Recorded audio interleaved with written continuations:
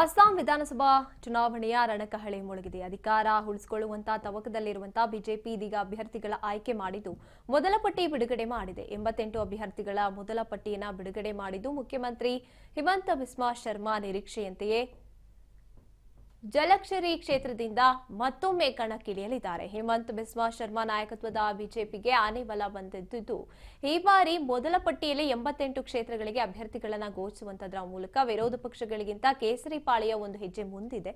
ಭವಾನಿಪುರ ಸೋರ್ಬೋರ್ ಕ್ಷೇತ್ರದಿಂದ ರಂಜಿತ್ ಕುಮಾರ್ ದಾಸ್, ರಾಜ್ಯ ರಾಜಧಾನಿ ದಿಸ್ಪುರ ಕ್ಷೇತ್ರದಿಂದ ಪ್ರದ್ಯುತ್ ಬೋರ್ಡೋಲೋಯ್ ಕಣಕ್ಕಿಳಿತಾ ಇದ್ದಾರೆ. ಇನ್ನು ನಲ್ಚರಿ ಕ್ಷೇತ್ರದಿಂದ ಸ್ಪರ್ಧೆ ಜಯಂತ ಮಲ್ಲ ಬರುವ ಅವರು. ಇನ್ನು ತಿಹಾ ವಿಧಾನಸಭಾ ಕ್ಷೇತ್ರ ಚಂದ್ರಮೋಹನ್ ಪಟೋರಿ ಅದೃಷ್ಟ ಪರೀಕ್ಷೆ ನಡೆಸ್ತಾ ಇದ್ದಾರೆ. ಇನ್ನು ಬಿಜೆಪಿ ತನ್ನ ಮೊದಲ ಪಟ್ಟಿಯಲ್ಲಿ ಸಾಮಾಜಿಕ ಸಮತೋಲನವನ್ನ ಕಾಯ್ದುಕೊಳ್ಳೋದಕ್ಕೆ ಪ್ರಯತ್ನಿಸ್ತಾ ಇದೆ. ಇನ್ನು ಈ ಪಟ್ಟಿಯಲ್ಲಿ 6 ಮಹಿಳಾ ಅಭ್ಯರ್ಥಿಗಳಿಗೆ ಟಿಕೆಟ್ ನೀಡೋದ್ರ ಮೂಲಕ ಮಹಿಳಾ ಮತದಾರರ ಓಲೈಕೆಗೆ ಮುಂದಾಗಿದೆ.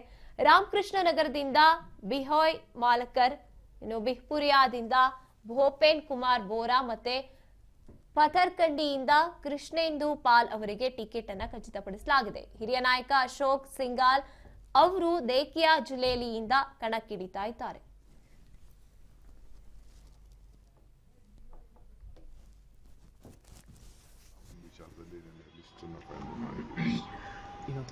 ಕಮಿಟಿಯವ್ರು ಮಾಡಿದ್ದಾರೆ. ಬಟ್ ನಮ್ದು ಇವತ್ತೊಂದು ಮೀಟಿಂಗ್ ಇದೆ ಮಧ್ಯಾಹ್ನಕ್ಕೆ. ಝೂಮಲ್ಲಿ ಕೆಲವನ್ನೆಲ್ಲ ನಾವು ಮಾತಾಡೋದು ಮೀಟಿಂಗ್ನ ಇಟ್ಕೊಂಡಿದ್ದೇವೆ. ಇದಾದಮೇಲೆ ಅನೇಕ ತೀರ್ಮಾನ ಎಲ್ಲೆಲ್ಲಿ ಯಾವತ್ತು ಹೋಗಬೇಕು ಅಂತ ಏನು ಮುಂದಕ್ಕೆ ತೀರ್ಮಾನ ಆಗ್ತದೆ. ಆ ಪ್ರಕಾರ ಚುನಾವಣಾ ಪ್ರಚಾರ ಅಸ್ಸಾಂ ವಿಚಾರದಲ್ಲಿ ನಿನ್ನೆ ಲಿಸ್ಟನ್ನು ಫೈನಲ್ ಮಾಡಿದ್ದೀವಿ. ಅವರು ಕಮಿಟಿಯವ್ರು ಮಾಡಿದ್ದಾರೆ. ಬಟ್ ನಮ್ಮದು ಇವತ್ತೊಂದು ಮೀಟಿಂಗ್ ಇದೆ ಮಧ್ಯಾಹ್ನಕ್ಕೆ. ಝೂಮಲ್ಲಿ ಕೆಲವನ್ನೆಲ್ಲ ನಾವು ಮಾತಾಡೋದು ಮೀಟಿಂಗ್ನ ಇಟ್ಕೊಂಡಿದ್ದೇವೆ.